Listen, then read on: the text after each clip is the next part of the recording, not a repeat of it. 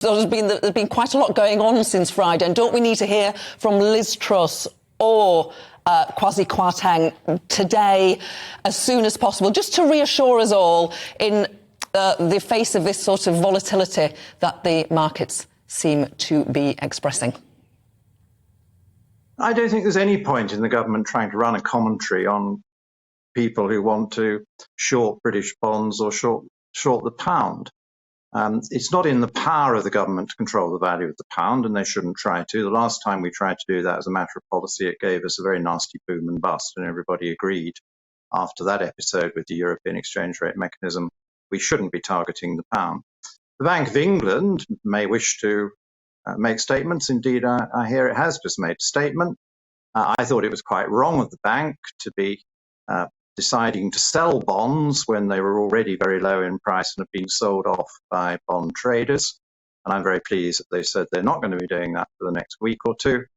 And we'll have to see what else they want to do. But if anybody has to help with interest rates, it is the Bank of England.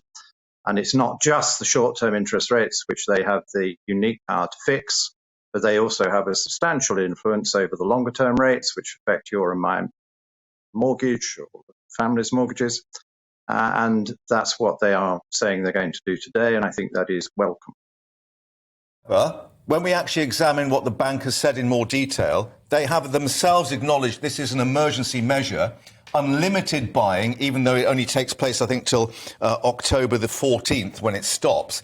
Clearly, they are in a position where they think this is a dire state of affairs, given the fact that this is pushing interest rate and therefore government debt higher and higher.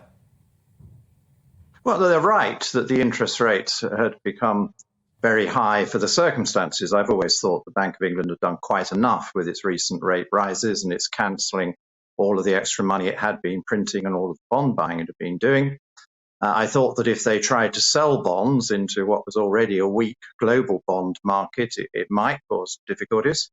And I'm very pleased that at least for a short time, they're not going to be selling bonds. It doesn't seem to me to make a lot of sense for them to sell a lot of bonds into a very weak market and lose us all a lot of money on it, because these are, of course, bonds that they may well have bought last year at much higher prices.